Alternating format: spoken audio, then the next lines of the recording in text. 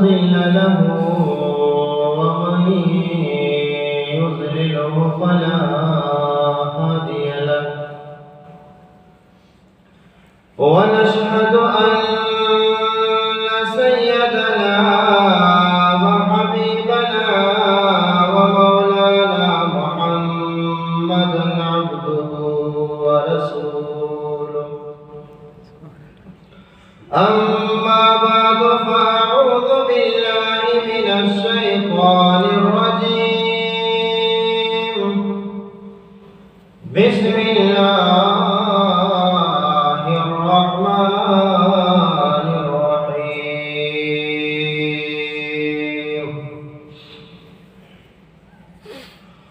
ولقد آتينا داود منا فضلا يا جبال أوبي معه والطير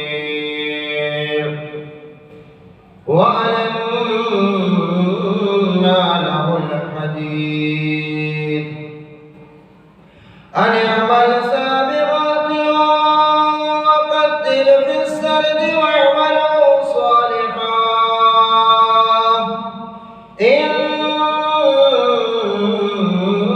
إني بما تعملون بصير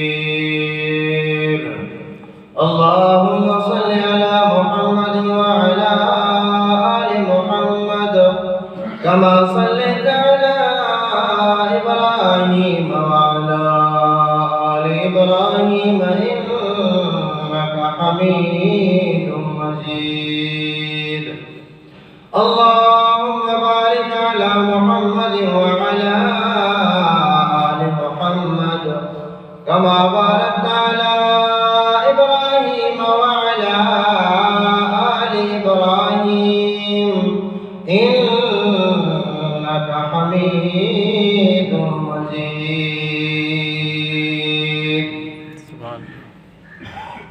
میرے محترم سامعین، میں نے گزشتہ جمعہ آپ کے سامنے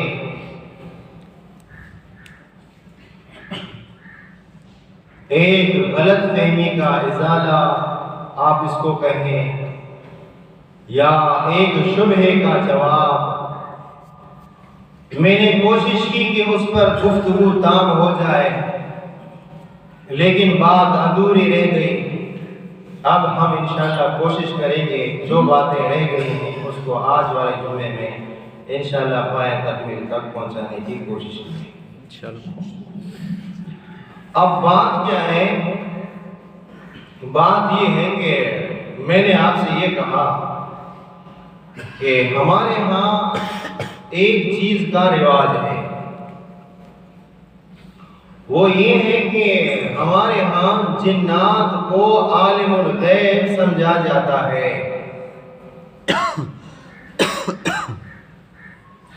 اور کس طریقے سے یہ آپ کو میں نے بتا دیا کہ ہمارے ہاں کوئی بندہ ہو، عورت ہو یا آدمی ہو، وہ بیمار ہو، اسپیکر بھی بیمار ہے اللہ بھائی، وہ اس کا اوپر والا آواز نیچے آ رہا ہے۔ تو اگر ہمارے معاشرے میں کوئی بیمار ہو، اگر اس کی بیماری کسی کو سمجھ میں نہیں آئے تو لوگ جا کر جنات سے پوچھتے ہیں کہ اس میں کیا تکلیف ہے، اس بندے کو، اس عورت کو کیا تکلیف ہے۔ وہ پھر جن بتاتا ہے کہ اس پر کسی نے جادو کیا ہے۔ ہم پھر اس کی بات تصدیق کرتے ہیں، اس کی بات کا یقین کرتے ہیں کہ جو جن بتا رہا ہے، انسان پر کوئی بھروسہ نہیں، جو جن بتا رہا ہے یہ جن سچا ہے۔ یہ کہ جن کیا ہے؟ بات سمجھے گے نہیں سر؟ جن، اس کو جن آیا، ہم نے پوچھا کہ مجھ میں کیا بیماری، کیا تکلیف ہے، اور جن نے کہا تجھ میں یہ بیماری ہے۔ اب مجال ہے کہ جن کی بات کو کوئی ٹکرائے بھی۔ حدیث پاک میں آتا ہے جنات 100 میں سے 99 جھوٹ بولتے ہیں، ان کی باتیں 99% جھوٹ ہوتی ہیں جنات کی۔ اور کبھی کبھی آپ نے دیکھا ہوگا کہ جس کو جن ہو وہ ایک لہجے میں بات کرنا شروع کر دیتا ہے، فوراً دوسرے لہجے میں کیا کہتا ہے، وہ جو پہلے تھا نا وہ ہندو تھا، میں مسلمان، اس کی حفاظت کے لیے آیا ہوں۔ مکار ٹھگ دونوں ایک ہی ہیں، خامخواہ لوگوں کو الو بنا رہا ہے۔ آواز چینج کرنا کوئی بڑی بات تھوڑی ہے۔ تو کہتے ہیں کہ نہیں پہلے جو تھا نا، اب لوگ پورے علاقے والے محلے والے کہتے ہیں نہیں یہ جو ہے نا یہ اس کی حفاظت کے لیے آیا ہے۔ تو بہرحال جنات کو ہم نے خود اپنے سر چڑھا رکھا ہے۔ جنات کی اتنی وقت نہیں ہے، جنات کی اتنی عظمت نہیں ہے جتنا ہم ڈر رکھتے ہیں۔ وہ سورہ جن میں بھی آتا ہے کہ جنات کو بھی اس وقت کے لوگوں نے اس طرح کا درجہ دیا ہوا تھا کہ کوئی قافلہ جنات کے بستی سے گزرتا تو جنات کے بادشاہ اگرچہ سامنے نظر نہیں آتا، وہاں گزرنے والے لوگ کہتے ہیں سر ہم آپ کی امان لے کر یہاں سے گزریں گے، خدا را ہمیں نقصان نہیں پہنچا دے۔ جنات کے دیا ہم اتنے بڑے لوگ ہیں، یہاں سے جو بھی گزرتا ہے ہمارے سامنے ہاتھ جوڑ کے گزرتا ہے۔ جنات کی بستی میں، وادی جن میں جو بھی گزرتا ہے ایسے ہاتھ جوڑ کے لوگ نکل جاتے تھے کہ ہمیں تکلیف نہیں پہنچانا۔ وہ جنات بہت اوپر ہو جاتی ہے۔ دیکھو ہم سے ڈرتے ہیں انسان ہم سے ڈرتے ہیں۔ تو یہ سورہ جن میں اس کا تذکرہ ہے، اس کو ہم ذکر نہیں کریں گے۔ تو بہرحال یہی چیز حضرت داؤد علیہ السلام کے زمانے میں لوگوں کا یہی عقیدہ تھا۔ داؤد علیہ السلام کے زمانے میں بھی بعض لوگوں کا یہی نظریہ تھا۔ سلیمان علیہ السلام کے دور میں بھی یہی لوگوں کا عقیدہ تھا کہ جن غیب کی باتیں جانتے ہیں۔ ابھی آپ لوگوں سے زیادہ تو مجھے ڈر ہونا چاہیے کہ میں اس چیز کی نفی کر رہا ہوں، جنات کے خلاف میں تقریر کر رہا ہوں، لیکن ڈرتے لوگ ہیں۔ اب یہ کہ داؤد علیہ السلام کے دور، سلیمان علیہ السلام کے دور میں اللہ نے ایک ایسا واقعہ رونما کیا کہ اس واقعے کے اندر بہت ساری چیزیں لوگوں کو سمجھ میں آ گئی۔ میں صرف 1-2 واقعہ بیان کرتا ہوں، باقی وہ چیزیں ہم بیان نہیں کریں گے چونکہ ہمارے پاس اتنا وقت نہیں ہے، اور زیادہ تقریر تو آپ سنتے نہیں ہیں کیونکہ زیادہ تقریر کو ہضم کرنا، جمع کرنا لانگارے کی سیزن میں یہ بہت مشکل ہے۔ آدھی تقریر اگر کسی کے سمجھ میں آئے یہ بھی بہت بڑی بات ہے۔ تو اس وجہ سے جو ہے ہم دیر سے آتے ہیں کہ بات لمبی نہ ہو، کم بات ہو، تاکہ آدھا ذہن آپ کا جو ادھر ہے وہ آدھا ادھر سمجھ میں آ جائے اور آدھا یہاں پہ سمجھ آ جائے۔ اب بات یہ ہے کہ داؤد علیہ السلام کے دور میں بھی، سلیمان علیہ السلام کے دور میں بھی لوگوں کا یہی عقیدہ تھا کہ جنات غیب جانتے ہیں۔ جنات کیا جانتے ہیں؟ غیب جانتے ہیں۔ وہ میں نے حضرت داؤد علیہ السلام اور سلیمان علیہ السلام کا واقعہ بھی آپ کے سامنے عرض کیا، قرآن مجید تفصیل کے ساتھ نہیں، جو قرآنی آیتیں تھی مختصر میں نے کہا ترجمہ کیا۔ آج بھی انشاءاللہ ترجمہ کروں گا، جہاں جہاں خلاصہ آئے گا تو انشاءاللہ ترجمہ کریں گے، اس پر گزارا کریں۔ اب دیکھیں میں اس کا ترجمہ کروں گا، ایک تو اور مقام ہے، پورا ترجمہ آپ کے سمجھ میں آ جائے تو پھر مختصر اس بات کو عرض کریں گے جو ہمارا موضوع ہے انشاءاللہ۔ اللہ تبارک و تعالیٰ فرماتے ہیں وَلَقَدْ آتَيْنَا دَاوُودَ مِنَّا فَضْلًا، اور تحقیق کہ ہم نے داؤد علیہ السلام کو فضیلت دی، داؤد علیہ السلام کو ہم نے فضیلت دی۔ قرآن کی تفسیر قرآن سے کریں گے تب ہمیں سمجھ میں آئے گا کہ داؤد علیہ السلام کو کیا فضیلت دی۔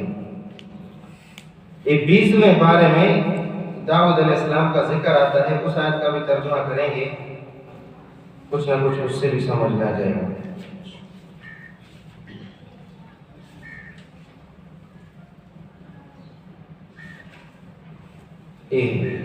وَلَقَدْ آتَيْنَا دَاوُودَ وَسُلَيْمَانَ عِلْمًا، اب دونوں کو دیکھ لو، تھوڑا سا فرق ہے آج کا۔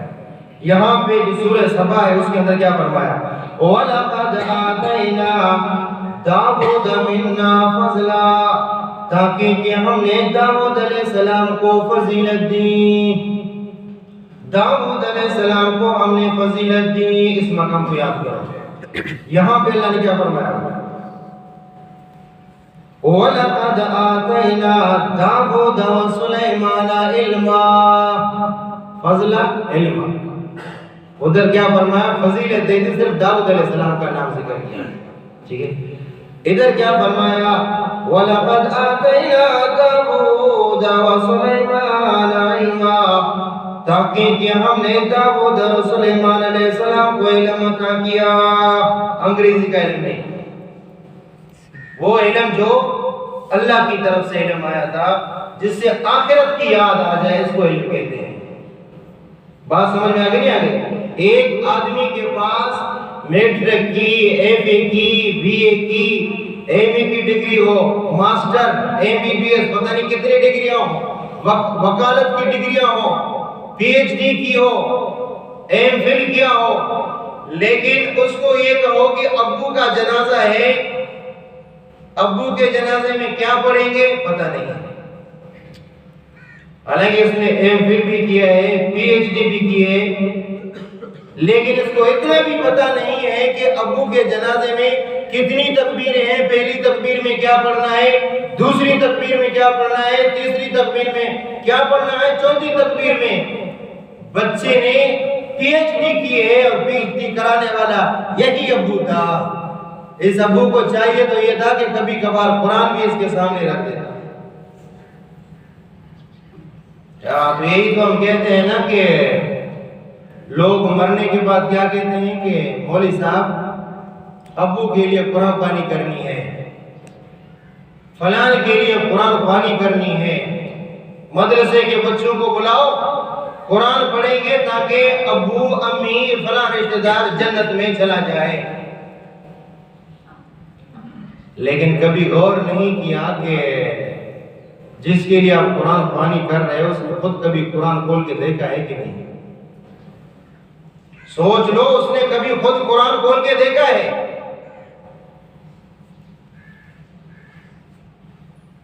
کبھی اس کو قرآن سے محبت تھی؟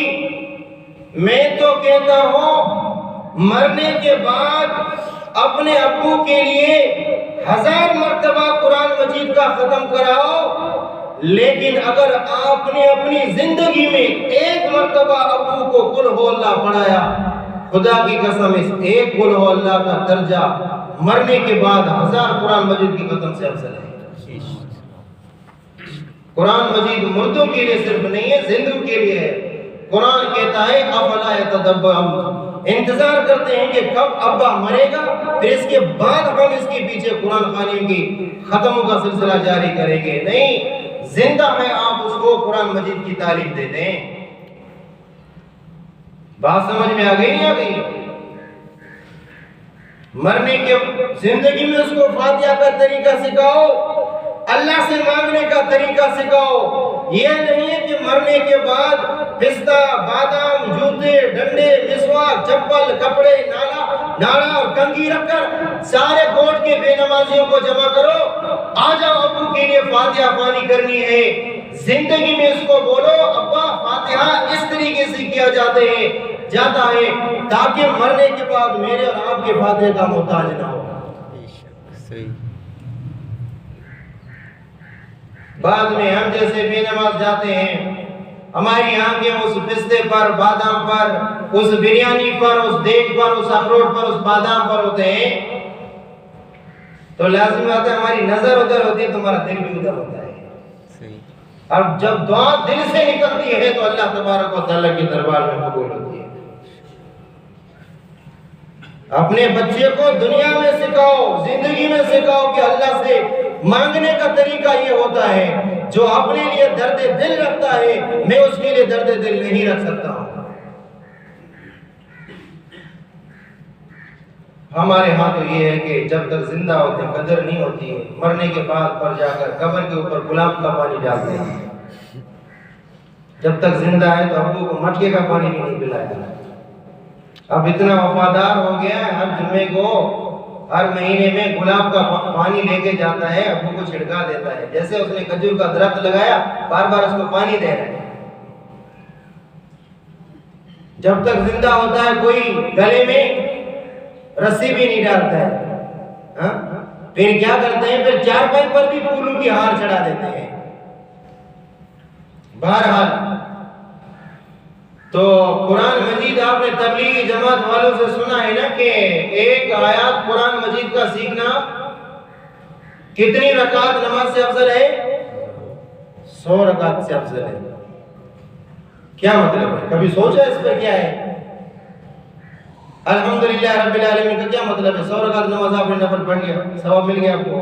نہیں، اس کا مطلب یہ ہے کسی آیت میں جو حکم ثابت ہو رہا ہے وہ چیز آپ کے سامنے آ گئی اور آپ نے من و ان اس کو تسلیم کر لیا، سمجھ لو آپ نے ایک آیت پر عمل کیا، ایک آیت کو سیکھ لیا، اور تب جا کر آپ کو 100 رکعت کا ثواب ملے گا۔ اسی طرح دین کا ایک باب سیکھنے پر کتنی رکعت ثواب ملے گا آپ کو؟ 1000 رکعت۔ کیا مطلب ہے؟ مطلب اس کا یہ ہے کہ جمعے کو جو بیان کیا گیا، دین کا ایک مسئلہ بیان ہو گیا اور کسی نے اس کو اس سے پہلے غلط سنا تھا، آج وہ حقیقت اس کے سامنے آ گئی، آج اس نے توبہ کر کے یہ کہا اللہ اس سے پہلے جو ہوا سو ہوا، آج میری توبہ ہے، آج کے بعد جو ہوگا قرآن و سنت کے مطابق عمل کروں گا۔ تو اس کو کہتے ہیں دین کا ایک باب پر عمل کرنا 1000 رکعت نفل سے افضل ہے۔ اب میں مسئلہ بیان کرتا ہوں کہ عورت جب بچے کی پیدائش کے بعد 10 دن میں بھی پاک ہو جائے، عورت پر نماز فرض ہے۔ بات سمجھے کہ نہیں سمجھے؟ اب بات یہ کہ علاقے کے اندر بات پھیل گئی، علاقے کے اندر بات پھیل گئی کہ استاد نے یہ کہا کہ عورت بچے کی پیدائش کے 5 دن میں، 7 دن میں، 10 دن میں، 15 دن میں عورت اگر پاک ہو گئی تو عورت پر نماز فرض ہے۔ 40 دن کی کوئی قید نہیں ہے، 40 دن لوگوں کا اپنا گڑا ہوا ہے۔ تو لوگ کہنے لگے ہم نے تو سنا نہیں۔ سنو نا، ابھی تمہاری کانیں میں نے کھول دی ہیں تو سنو بھی، ہم نے تو اس سے پہلے سنا نہیں، ہم نے جو سنا وہ پاگل تھے کیا؟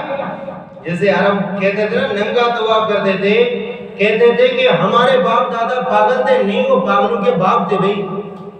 پاگل کیا؟ پاگلوں کے باپ تھے۔ کون تو اپنے کپڑوں کو اتار کر طواف کرتا ہے؟ کہتے ہیں کہ یہ جو ہمارے باپ دادا ننگا طواف کرتے تھے وہ بھی تو پاگل نہیں تھے۔ ارے اس میں کون سی بات ہے؟ تو عقل سے آدمی سمجھتا ہے یار ننگا طواف کرنا، پھر بھی کہتا ہوں ہمارے باپ دادا صحیح کون سے پاگل ہے؟ وہ تو میں کہتا ہوں پاگلوں کے بھی ولی تھے، پھر بھی پوچھتے ہیں کہ باپ دادا ہم نے تو نہیں سنا ہے، ابھی سنو۔ بات سمجھ میں آ گئی ہے ابھی؟ تو کہتے ہیں نہیں یہ تو پتہ نہیں، ہم نے تو نہیں سنا ہے بھائی۔ یہ ہے کہ سمون بوکمون اومیون فہم لا یرجعون، اس کے کان پر اللہ نے پردہ لگایا، اس کے دل پر اللہ نے پردہ لگایا، اب یہ سنتا نہیں ہے، یہ اسی پر عمل کرتا ہے جو اس نے اپنے باپ دادا کو دیکھا ہے، جو اپنے باپ دادا کو دیکھا ہے یہ اسی پر عمل کرے گا، اب اس کو ہدایت نہیں ملے گی۔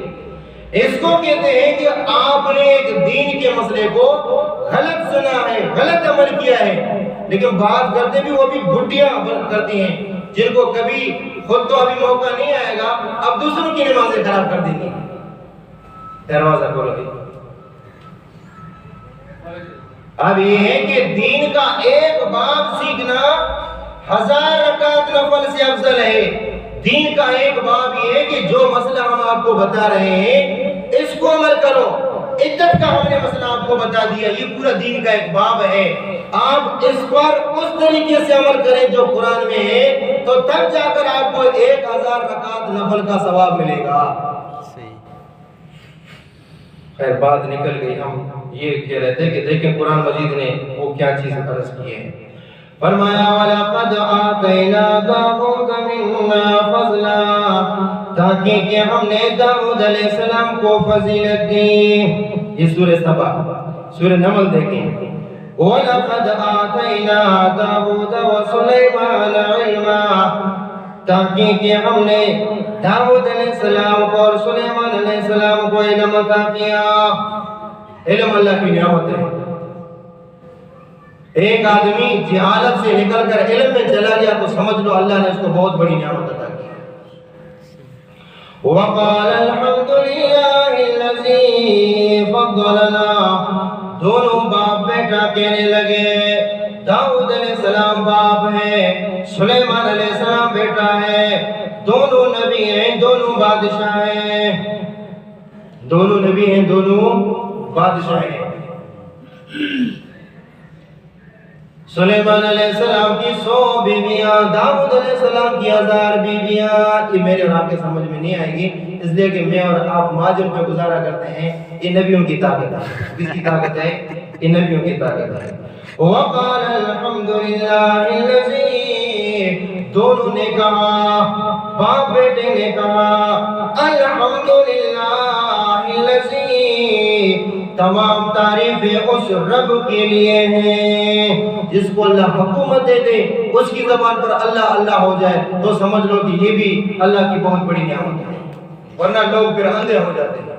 2 سیٹوں پر بیٹھنے کے بعد پھر سامنے کچھ نظر نہیں آتا. ایک جب ڈرائیور اسٹرنگ پہ بیٹھ جاتا ہے، اسٹرنگ کی سیٹ پہ، اس کو پھر سامنے کچھ نظر نہیں آتا. نمبر 2 جو اقتدار کی کرسی میں بیٹھ جاتا ہے، اس کو بھی کچھ نظر نہیں آتا. وہ کہتا ہے کہ بس سب کچھ میں ہوں. وَقَالَ الْحَمْدُ لِلَّهِ الَّذِي، دونوں باپ بیٹے نے کہا، سلیمان علیہ السلام نے کہا، داؤد علیہ السلام نے کہا الحمدللہ الذی، تمام تعریفیں اس اللہ کے لیے ہیں، فضلنا علی کثیر من عبادہ المؤمنین، جس اللہ نے ہمیں تمام لوگوں سے فضیلت دی ہے. تمام لوگوں سے اللہ نے ہمیں فضیلت دی ہے. ہمیں اللہ نے بادشاہ بھی بنایا، اللہ نے ہمیں نبی بھی بنا دیا. وَوَرِثَ سُلَيْمَانُ دَاوُودَ، داؤد علیہ السلام کی وفات کے بعد باپ کی میراث کا مالک بیٹا ہو گیا. کون؟ سلیمان علیہ السلام. سلیمان علیہ السلام میراث کا، کون سی میراث کا مالک ہو گیا؟ علمی میراث کا مالک ہو گیا. یعنی جو اللہ نے جو مال، جو اسباب، جو نبوت حضرت داؤد علیہ السلام کو دی تھی، اس کی وفات کے بعد وہی چیزیں اللہ نے اس کے بیٹے کو عطا فرمائی. آگے فرمایا وَقَالَ يَا أَيُّهَا النَّاسُ، سلیمان علیہ السلام کہنے لگے اے لوگو، عُلِّمْنَا مَنطِقَ الطَّيْرِ، مجھے پرندوں کی بولی اللہ نے سکھائی ہے. مجھے پرندوں کی بولی کس نے سکھائی ہے؟ پرندوں کی گفتگو میں سمجھتا ہوں، پرندے کیا کہتے ہیں یہ سب کچھ اللہ نے مجھے سکھایا. اب پرندوں کی بات آ گئی، ان کا تیسرا حوالہ بھی میں آپ کو دکھاتا ہوں. ان 3 مقامات پر انشاءاللہ ہماری تقریر ہوگی. ہاں یہ ہے، یہ سورہ صاد ہے، اس کو بھی ذرا دیکھ لو. اصبر علی ما یقولون، اے محمد صلی اللہ علیہ وسلم، یہ کافر آپ پر جو اعتراض کریں گے صبر کرو، دل تنگ نہ ہو جاؤ، صبر کرو. وَذْكُرْ عَبْدَنَا داؤد، اور یاد کرو ہمارے بندے داؤد علیہ السلام کو، ذل ایدی، قوت والا بادشاہ تھا، طاقتور بادشاہ تھا، لیکن طاقت کے باوجود انہو اواب، ہر وقت اللہ کی طرف رجوع کرتا تھا. بادشاہ ہونے کے باوجود پھر بھی کیا کرتا تھا؟ اللہ کی طرف رجوع کرتا تھا. یہ ہمارے بادشاہوں کے لیے بھی مشعل راہ ہے. حالانکہ ہمارے ہاں بادشاہ تو نکل بھی نہیں سکتے، ان کی حفاظت اللہ تبارک و تعالیٰ پر فرشتوں کے ذریعے سے کرتے ہیں. اِنَّا سَخَّرْنَا الْجِبَالَ، بے شک ہم نے مسخر کیا الجبال، پہاڑوں کو، مَعَهُ، داؤد علیہ السلام کے ساتھ. داؤد علیہ السلام کے ساتھ ہم نے پہاڑوں کو مسخر کیا. یسبحن بالعشی والاشراق، صبح شام داؤد علیہ السلام کے ساتھ پہاڑ بھی تسبیح کیا کرتے تھے. کیا کرتے تھے؟ تسبیح کیا کرتے تھے. یہ دوسرے مقام میں بھی اس طرح کی باتیں ہیں، اس کو بھی سن لو. چلو اب یہ نظر میں نہیں آ رہا، اس کو وَالطَّيْرَ مَحْشُورَةً فرشتے بھی جمع ہو کر داؤد علیہ السلام کے ساتھ فرشتے بھی جمع ہو کر اللہ کا ذکر کیا کرتے تھے. کُلُّ اللَّهُ وَشَدَدْنَا مُلْكَهُ ہم نے داؤد علیہ السلام کو مضبوط حکومت عطا کی تھی. داؤد علیہ السلام کو ہم نے مضبوط حکومت عطا کی تھی. وَآتَيْنَاهُ الْحِكْمَةَ ہم نے حکمت عطا فرمائی. وَفَصْلَ الْكِتَابِ اچھی تقریر کیا کرتے تھے. داؤد علیہ السلام کیا کرتے تھے؟ اچھی تقریر کیا کرتے تھے. آگے ایک اور ذکر ہے داؤد علیہ السلام کو ہم بیان نہیں کریں گے پھر آگے. اچھا پھر آج اپنے اصل تقریر کی طرف. یا جبالو اے پہاڑو ابی معہو جو داؤد علیہ السلام اللہ کا ذکر کرتے ہیں تم بھی اللہ کا ذکر کرو. تم بھی اللہ کا ذکر کرو. کون کہہ رہے ہیں؟ اللہ فرماتے ہیں پہاڑوں کو زبان دینا یہ بھی اللہ کی طاقت ہے. یہ کس کی طاقت ہے؟ پہاڑوں میں طاقت دینا، پہاڑوں کو طاقت دینا، پہاڑوں میں زبان عطا کرنا یہ بھی کس کی طاقت ہے؟ یہ اللہ کی طاقت ہے. اور ایک اور واقعہ مجھے یاد آ گیا، آپ نے سنا ہوگا کہ موسیٰ علیہ السلام نے اپنے کپڑے پتھر پر رکھے نہانے کے لیے. وہ پتھر بھاگنے لگا. آپ نے سنا ہوگا کہ جو دیندار طبقے ہوتے ہیں ان میں غیرت زیادہ ہوتی ہے، با حیا ہوتے ہیں، بے حیا نہیں ہوتے ہیں، حیادار ہوتے ہیں. اور حدیث پاک میں آتا ہے کہ اللہ کی نبی صلی اللہ علیہ وسلم میں اتنی حیا تھی کہ ایک غیرت مند کنواری لڑکی کے اندر کتنی حیا ہوتی ہے، اللہ کے نبی صلی اللہ علیہ وسلم کے اندر اس سے زیادہ حیا موجود ہے. اور نبی لوگوں کے سامنے ایسے نہیں نہایا کرتے تھے. موسیٰ علیہ السلام کے دور میں لوگ 20 30 سے آ کر ایک حوض کے اندر سارے کپڑے اتار کے نہاتے تھے. ارے تمہیں کیا ہو گیا بھائی؟ کہتے یہ رواج ہے کیا ہے؟ موسیٰ علیہ السلام اس طرح نہیں کرتے تھے. یہ کہتے ہیں کہ موسیٰ علیہ السلام کے جسم میں کوئی تکلیف ہے تبھی تمہارے سامنے نہیں تھا. ایک مرتبہ اللہ تبارک و تعالیٰ نے موسیٰ علیہ السلام کی باقی لوگوں کے سامنے بیان کرنی تھی. موسیٰ علیہ السلام اپنے کپڑے اتار کے دور کسی کونے میں نہا رہے تھے. وہ کپڑے پتھر کے اوپر رکھے. وہ بھاگتا گیا کپڑا پتھر وہ کیا نام ہے پتھر کپڑا لے کر بھاگتا گیا. اور موسیٰ علیہ السلام کپڑے پتھر کے پیچھے بھاگ رہے ہیں. صوبی یا حجر کہ پتھر میرے کپڑے مجھے دے دو. اب پتھر کے اندر بھاگنے کی طاقت بھی کس نے دی؟ اللہ. بہرحال کتنا مسئلہ باقی قصہ کیا ہو گیا اس کو فی الحال ادھر چھوڑ دیں وگرنہ یہ قصہ مکمل نہیں. تو یہاں فرمایا یا جبالو ابی معہو اے پہاڑ داؤد علیہ السلام کے ساتھ ذکر اذکار میں مشغول ہو جاؤ. وَالطَّيْرَ اور ہم نے پرندوں کو حکم دیا داؤد علیہ السلام تلاوت شروع کریں، داؤد علیہ السلام ذکر و تسبیح شروع کریں. تو تم بھی داؤد علیہ السلام کے ساتھ ذکر و تسبیح میں مشغول ہونا. آگے کیا ہے؟ وَعَلَنَّا لَهُ الْحَدِيدَ ہم نے لوہا داؤد علیہ السلام کے لیے نرم کر رکھا ہے. ہم دیکھو لوہے کو کام میں لانے کے لیے پہلے اس کو بھٹی میں ڈالتے ہیں، پھر پتہ نہیں کیا اس کو گن مارتے ہیں، کیا مارتے ہیں، تب جا کر ہم اس کو کلاڑی بنائیں گے، پتہ نہیں کیا سے کیا بنائیں گے. لیکن داؤد علیہ السلام اس طرح کرتے لوہا نرم ہوتا ہے. اس کو کچھ سے کچھ بھی بناتے، تلوار بناتے، نیزہ بناتے، کچھ سے کچھ بناتے. یہ اس کا معجزہ تھا. کس کا معجزہ تھا؟ معجزہ نبی کے ہاتھ میں ظاہر ہوتا ہے لیکن طاقت بھی اللہ کی ہوتی ہے. طاقت کس کی ہوتی ہے؟ اللہ کی طاقت ہوتی ہے. آگے فرمایا ان عمل سابغات وقدر فی السرد زرے بناؤ گڑیاں بھی درست کرو. دنیا کا کام کرنے کے بعد اللہ کو نہ بلاؤ. وعملوا صالحا نیک کام کرو. یہ بھی کام کرو اور یہ بھی کرو. دنیا کماؤ اور بولو. دنیا کمانا بھی بری بات نہیں ہے. صحابہ میں سے کتنے بھی لوگ تھے دنیا کماتے تھے. حلال روزی کمانا یہ بھی بہت برکت والی کام ہے.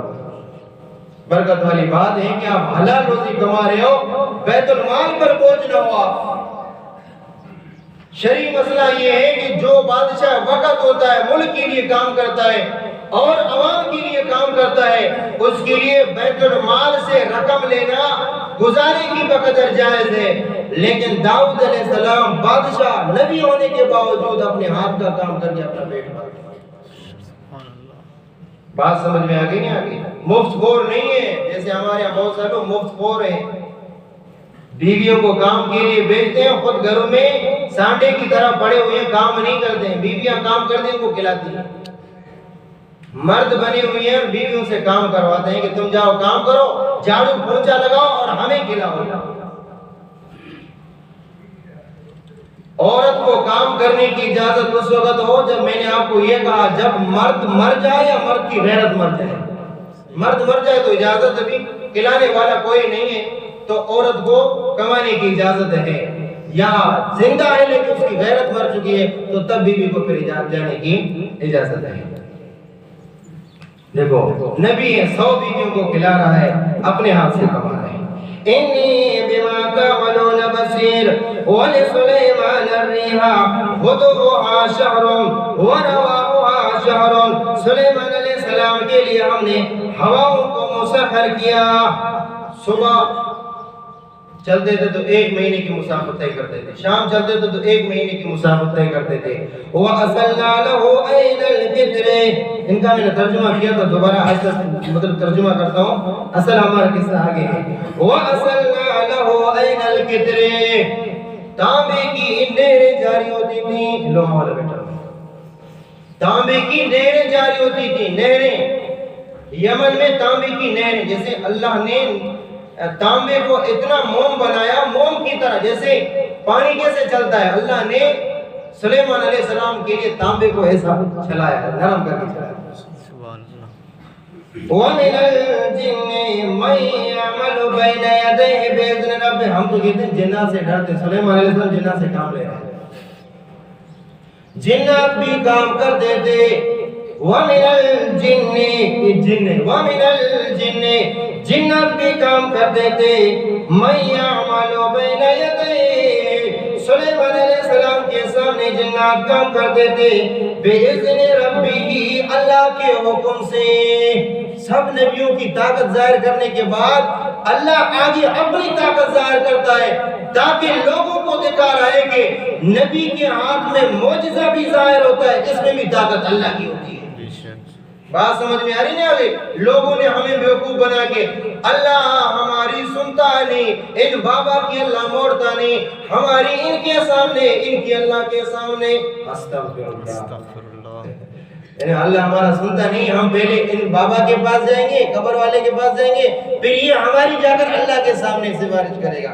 لیکن قرآن کا عقیدہ کیا؟ قرآن کہتا ہے نحن اقرب الیہ من حبل الورید. میں تو تم انسانوں کے شہرک سے زیادہ قریب ہوں. شہرک سمجھتے نہیں سمجھتے ہو؟ شہرک اس رب کو کہا جاتا ہے جس کو کاٹنے کے بعد جانور مر جاتا ہے. بات سمجھ میں آ گئی نہیں آ گئی؟ نحن اقرب الیہ من حبل. لوگ پھر مثالیں دیتے ہیں کہ چپراسی کے افسر کے پاس جانا ہو, سب سے پہلے چپراسی سے ملاقات کرنی پڑتی ہے. یعنی بزرگ جو ہے نا وہ چپراسی ہے. اللہ سے بھی ملاقات کی ہے, سب سے پہلے بزرگ ہمارے لیے قابل احترام ہے. یقین جانے ہماری پگڑی بزرگوں کے قدموں کی خاک. لیکن بزرگوں کو سب کچھ کہو, خدا نہ کہو. بزرگوں کو سب کچھ کہو, کیا نہ کہو, خدا نہ کہو. بزرگ کا مقام اور ہے, خدا کا مقام اور. توحید سمجھاتے سمجھاتے اللہ کے نبی اس دنیا سے چلے گئے. اللہ کے نبی نے فرمایا اللہ لعنت کرے یہودی و نصارہ پر, انہوں نے اپنے نبیوں کی قبروں کو سجدہ گاہ بنایا, اللہ میری قبر کو سجدہ گاہ نہ بنا. دکھ ہوتا ہے, افسوس ہوتا ہے.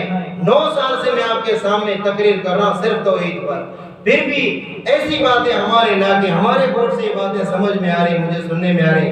دکھ ہوتا ہے, افسوس ہوتا ہے کہ ہماری تقریر سن کر پھر بھی لوگوں میں اس طرح کا ذہن ہو پھر بھی اس طرح کا عقیدہ ہو، لوگ بچہ لے کر ہمارے پاس آتے ہیں، کہتے ہیں استاد فلاں عورت نے کہا اس کو فلاں درگاہ میں لے جاؤ تو تمہارا بچہ زندہ ہوگا، نہیں تو تمہارا بچہ ایسی بیماری میں مبتلا ہے مر جائے گا، اس کو لازمی ہے آپ کو مارکیٹ والے درگاہ میں لے جانا۔ استغفراللہ، اگر تمہارا بچہ اس بیماری میں مر جائے اور تمہارا عقیدہ یہ ہو اس کو شفا اللہ دے گا، یہ بچہ چلا جائے دنیا میں بچہ نصیب نہ ہو، اللہ تبارک و تعالیٰ اس عقیدے پر تمہیں جنت عطا فرمائیں گے۔ لیکن اگر اللہ نے اس بچے کو صحت دے دی، آپ کی آنکھوں کی ٹھنڈک بنی، لیکن آپ کا عقیدہ یہ ہے کہ اللہ نے نہیں اس نے بچایا، خدا کی قسم یہ عقیدہ مجھے اور آپ کو جہنم میں لے کے جائے۔ نبی کی سوائے خدیجہ رضی اللہ تعالیٰ عنہ کے کسی ایک بیوی کو بچہ نہیں ہوا، نہیں چاہتا تھا نبی اکرم صلی اللہ علیہ وسلم کہ میری بیویوں کی گود آباد ہو، کون نہیں چاہتا تھا؟ چاہتا تھا، لیکن اولاد دینے والی ذات کس کی ہے؟ بولو اللہ کی ہے۔ خدا را اپنا عقیدہ درست کرو۔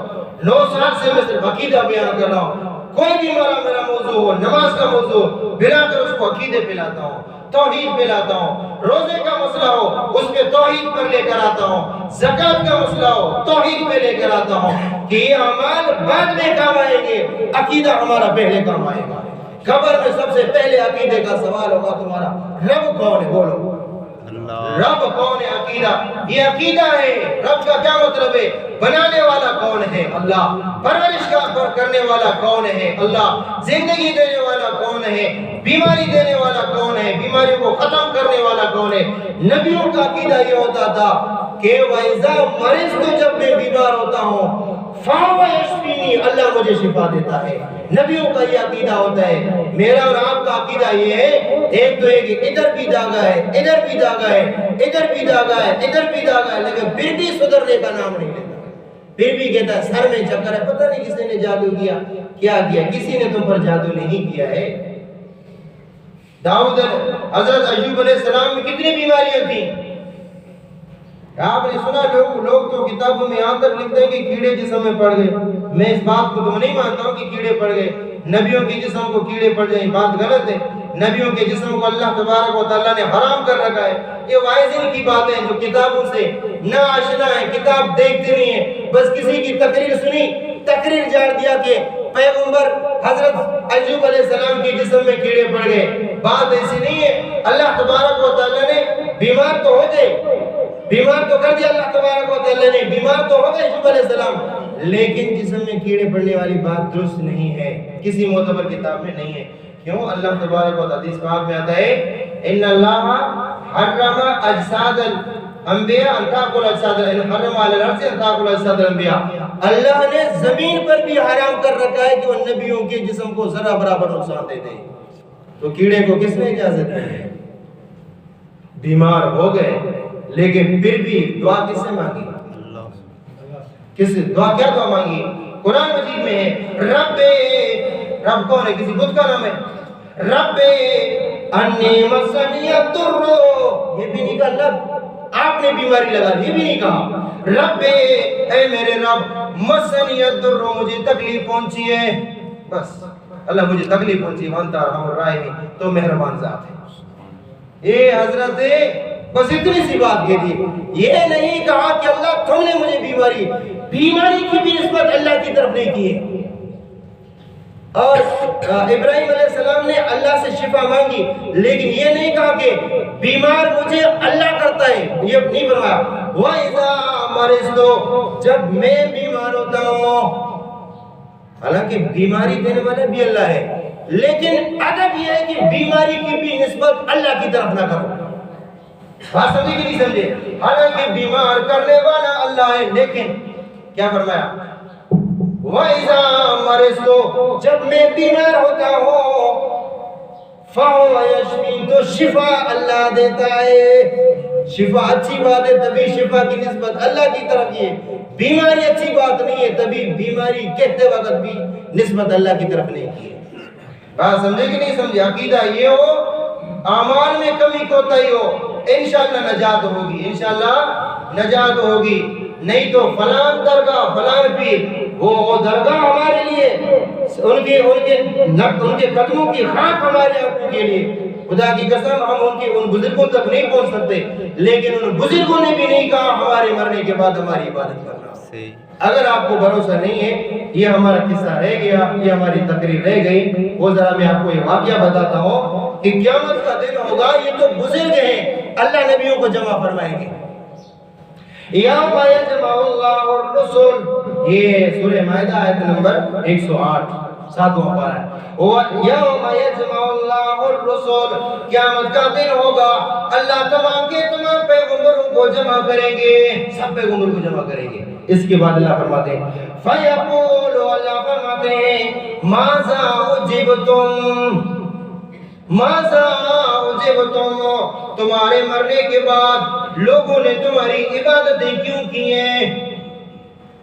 تمہارے مرنے کے بعد، دنیا سے چلے کے بعد لوگوں نے تمہاری عبادتیں کی ہیں، نبیوں مجھے جواب دے دو، نبیوں مجھے جواب دے دو، تمہارے مرنے کے بعد، وصال کے بعد، دنیا سے فوت ہونے کے بعد تمہاری امت نے تمہاری عبادت کی ہے، مجھے اس کا جواب دے دو۔ قالو، سارے نبی کہیں گے لا علم لنا، بھروسہ نہیں، جاؤ قرآن مجید میں دیکھ لو، اپنے گھر میں قرآن مجید رکھا ہوا ہے دیکھ لو، ہم تو قرآن مجید رکھا ہوا ہے کہ کب بابا مرے گا اس کے پیچھے ختم پڑیں گے۔ لا علم لنا، تمام نبی کہیں گے لا علم لنا، اللہ کچھ پتا نہیں، مرنے کے بعد کس نے ہماری عبادت کی ہے ہمیں پتہ نہیں ہے۔ یہ کہتا ہے کہ اولاد بھی اسی نے دی ہے، یہ کہہ رہا ہے کہ ہمیں کچھ پتہ نہیں ہے۔ کبھی قرآن بھی کھول کے دیکھا کرو، صرف مردوں کو پڑھوانے کے لیے نہیں ہے۔ بات سمجھ میں آ گئی نہیں آ گئی؟ سب نبیوں کو اللہ جمع کریں گے، پھر سنو کہ تمہارے جانے کے بعد دنیا سے تمہاری عبادت کیوں کی گئی، جواب دو مجھے۔ اللہ کو بھی پتا ہے کہ انہوں نے تو نہیں کہا ہے، لیکن ادھر نبی ہے ادھر ان کی امت ہے، ان کو بتانا مقصد ہے۔ فرماتے ہیں قالوا لا علم لنا، اللہ ہمیں اس چیز کا علم نہیں، ہمارے بعد کس نے ہمارے سجدے کیے ہمیں اس کا علم نہیں ہے۔ اور یہ کہتا ہے کہ اولاد بھی اس نے دی ہے، وہ کہتا ہے ہمیں اس کا علم نہیں۔ اب بتاؤ مانگو گے کس سے مانگو؟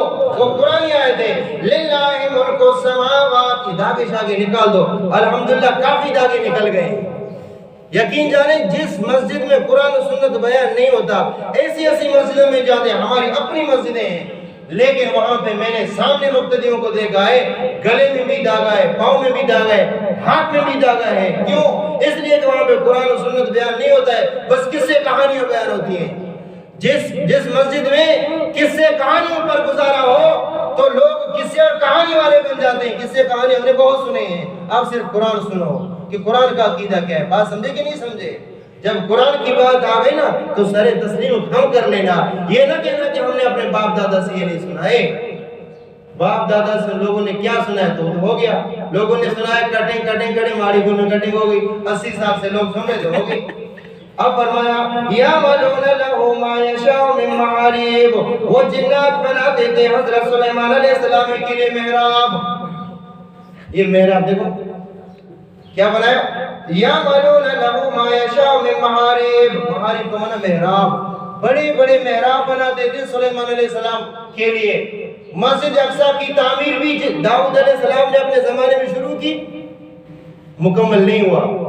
سلیمان علیہ السلام کے دور میں سلیمان علیہ السلام نے جنات کو نقشہ دے دیا، کہا اس نقشے پر بنا۔ انشاءاللہ ہمارا جو محراب بنے گا اس کا بھی زبردست نقشہ ہوگا انشاءاللہ۔ دعا کرو کہ جلدی کام پائے تکمیل تک پہنچ جائے، ٹھیک ہے؟ پھر انشاءاللہ آپ دیکھیں گے پھر اس محراب اور اس محراب پہ جو تطبیق ہوگی انشاءاللہ وہ اگلے جمعے کو بیان کریں گے۔ اللہ تبارک و تعالیٰ سے دعا ہے کہ اللہ ہمیں صحیح عقیدہ اپنانے کی توفیق عطا فرمائے۔